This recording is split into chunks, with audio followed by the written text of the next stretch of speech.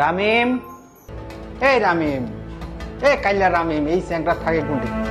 এই কালে রামিম, এই যে খালো জানি বান্দা হাজির তুই চিল্লাচিল্লি করতেছেন কে? আরে চিল্লাচিল্লি করবো না, তুই থাকিস কোন জায়গা ক? আজকে যে এত বড় একটা দিন, তুই থাকিস কোন জায়গা? এই যে আমার নাতির যে আগেকার দেওয়া লাগবে, সেজন্য এলাকার মানুষ পুরা মানুষ দাওয়াত দেওয়া হয়েছে। তারপরে এই এলাকার যত বড়, সবচাইতে বড় হুজুর আজকে আমাদের এখানে আসে। তাদের আমার ছেলের নাতির নাম রাখবি, তোর তুই চিন্তা ভাবনা করা লাগবে না? রাখিকে তো আমি সবই জানি, আপনি যেমনি চিল্লাইতেছেন আমি তো ভাবছি নতুন কিছু, আমার কি করা লাগবে? চিল্লে করবো না, বড় মিয়া তুকার জীবন, তারপরে ছোট মিয়া যে খাইরুন্নেসা, এগুলো তো এখনো আসে নাই। আর ওই যে রাব্বি বন তো বাড়িতে আছে, তারপরে হচ্ছে হলো জিদনি বন আর এলমে বন, এরা দুই ভাই এখনো আসলো না। তাদেরকে কল দিবি কেডা? আপনি চিন্তা করেন না, সবাই আমি কল দিব, যথাসময়ে হাজির হবি, টেনশন মাত লিজিয়ে মেহনা। বেলা দুপুর হয়ে গেছে, উত্তরে ইমাম সাহেব তো এখন আসলো। এই এই শ্রাবণ হুজুর মনে হয় আসলো, এত দেরি করলে কিরকম? আসসালামু আলাইকুম। ওয়ালাইকুম আসসালাম। আরে ভাই কেমন আছেন? জি জি আলহামদুলিল্লাহ। হুজুর আপনার জন্যই তো বসে আছি, কতক্ষণ ধরে। চলেন ভিতরে চলেন। জি, এই গরিবের আর কি খানা দানা। জি এখানে বসেন, আর বেশি কিছু আয়োজন করতে পারেন অল্প সময়ের মধ্যে, বুঝলেন তো?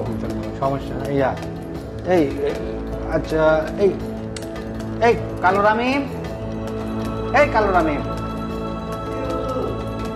হাত ধর, প্লেটটা লিয়ে আয়। আরে হুজুরের কাছে দে। হুজুর হাত ধুয়ে নেন। জি আরে এই আর কি, এই সামান্য কিছু আপনি আসার জন্য আর কি, বুঝলেন তো? জি বাতেন সাহেব, তাহলে আপনি নেন, একসাথে শুরু করি। ঠিক আছে ঠিক আছে, আপনি আপনি শেষ করে আগে, সমস্যা নেই, আমি নিতে। খাবার খেতে খেতে আমরা নামের বিষয়টা শেষ করে ফেলি। জি ছেলে মেয়েদের নিয়ে আসেন। আজকে খাবারটা না খেয়ে অনেক তৃপ্তি পেলাম, অনেকদিন পরে এই খাবার খেলাম। মাশাআল্লাহ মাশাআল্লাহ বাতেন সাহেব, অনেক সুন্দর হয়েছে খাবারটা। কি আর এ তো সামান্য কিছু হুজুর, আপনি আসবেন বলে এই সামান্য কিছু আর কি আয়োজন করা হচ্ছে। তারপরে ওই যে মহিলা তো নাতি নিয়েই ব্যস্ত, এটা তো ভালো মন্দ আপনার জন্য আরো কিছু করবে। এই কালো রামিম, এই বাটি নিয়ে যাও, হুজুর হাত ধুয়ে, হুজুরের কাছে দাও। হ্যাঁ এই বাটিটা নিয়ে যাও। জি জি হ্যাঁ হ্যাঁ হ্যাঁ, তুমি যাও তুমি যাও। তারপরে ঠিক আছে, তাহলে আপনি নাতিকে নিয়ে আসেন, নামের বিষয়টা একটু সেটেল করে ফেলি। হ্যাঁ হ্যাঁ জি ঠিক আছে ঠিক আছে। তাহলে ও ও রে দাদু দাদু দাদু দাদু দাদু, ও দাদু দাদু দাদু, এই যে হুজুর দেখছেন তো? আলহামদুলিল্লাহ আলহামদুলিল্লাহ, জি দেখতে অনেক সুন্দর হয়েছে। জি, এখন সমস্যা হলো ওর বাপের নাম রাখছে হলো তুফান, আবার হের মা আবার নাম রাখছে হলো ডালি। আর দুইজনের মন খারাপ হবে দেখে দুই নাম এক জায়গায় রেখে তুফান ডালি নাম রাখছে। আবার এই যে এর বড় ফুবু তুকাজ দিবান, সে আবার নাম রাখছে আয়ান। এর দাদি আবার শখ করে কোরআন থেকে নাম রাখছে বালহুম আদাল। এসব আপনারা কি বলছেন? এই প্রত্যেকের আপনার কি রাখতে হবে? আরে হুজুর আরো তো আছে, এর নানির বাড়ির কথা তো বলেই নাই। হের নানির নাম রাখছে হলো বল্টু খা, আবার হের নানার নাম রাখছে সল্টু খা, এছাড়া নানারা নাম মামারা নাম রাখছে, সেগুলো তো আছে। কার্ডটা থেকে কার্ডটা ফেলি, বুঝলেন তো?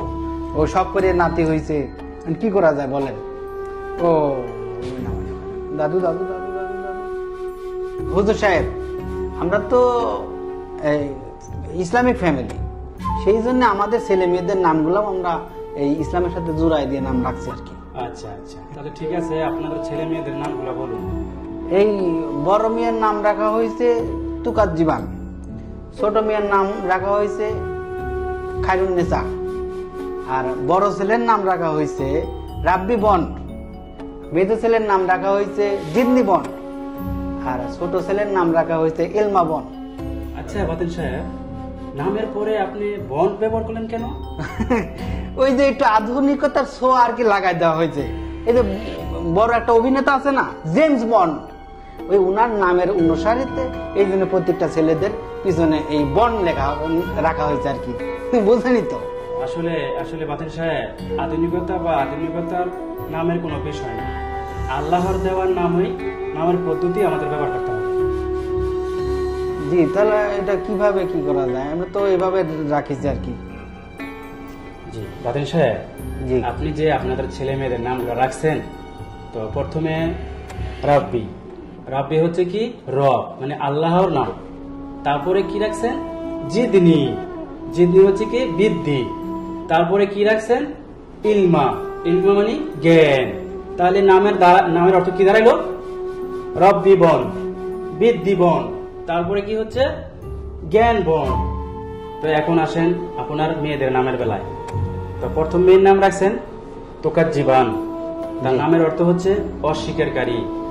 দ্বিতীয় মেয়ের নাম রাখছেন খাইরুন নেসা, তার নামের অর্থ হচ্ছে সর্বোত্তম নারী। তো এসব অর্থ সম্পূর্ণ নাম আপনি কিভাবে রাখলেন? আচ্ছা বাতিন সাহেব, আপনি যে আপনার কাজের লোককে ডাকেন কালোরা মিম, এর নামের অর্থ কি আপনি জানেন? কাজের লোক দুর্গন্ধযুক্ত, এদিকে আইতো, এটাকে কোনো নাম হলো? এটা নামের মধ্যে পড়ে? না না, আমি তো হুজুর আসলে এইভাবে নামের অর্থ জানি না, আর নামের অর্থ জানলে তো এই নামে কখনোই আমি ডাকতাম না। তারপর বড় হুজুর বললেন, বাতেন সাহেব, আসলে আল্লাহ পাক পবিত্র কোরআনে আমাদের নাম রাখার পদ্ধতি জানিয়ে দিয়েছেন।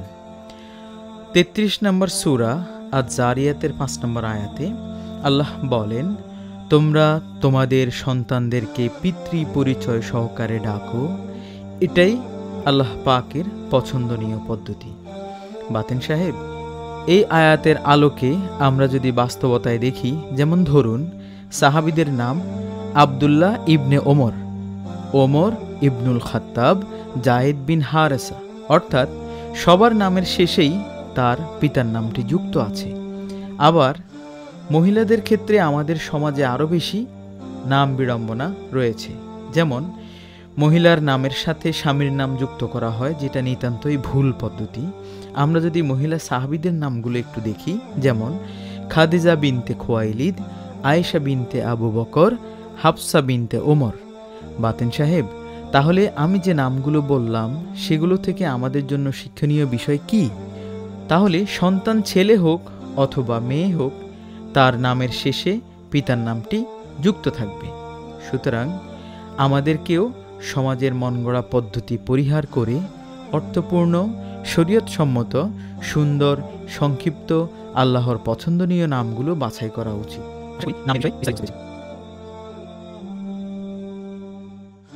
এখন আসুন আপনার নাতির নাম। আপনার নাতির নাম আমি রেখে দিচ্ছি। আল্লাহর সবচেয়ে পছন্দের যে নামটি, সেটা হবে আপনার নাতির নাম। তাহলে আব্দুল্লাহ হলো আপনার নাতির নাম, অর্থাৎ আল্লাহর গোলাম। আলহামদুলিল্লাহ। শেষে ইবনি দিয়ে আপনার ছেলের নামটা দিয়ে দিবেন, তাহলেই হয়ে যাবে। জি আলহামদুলিল্লাহ। আসলে হুজুর, আমরা তো আর ওইভাবে কখনো চিন্তা করি না। আমরা যে যুগ যুগ ধরে এই নামের অর্থগুলা ভুল করে আসতেছি, আমরা কখনোই ভাবি না। আমরা ভাবতেছি যে কোরআনের একটা শব্দ হলে আমরা ওইটাই নাম রেখে দিই। আপনাকে অনেক অনেক ধন্যবাদ। আসলে আমার নাতির জন্য একটু দোয়া করে, আমাদের জন্য দোয়া করুন ইনশাআল্লাহ। আমরা সবাই সবার জন্য দোয়া করব। জি ইনশাআল্লাহ।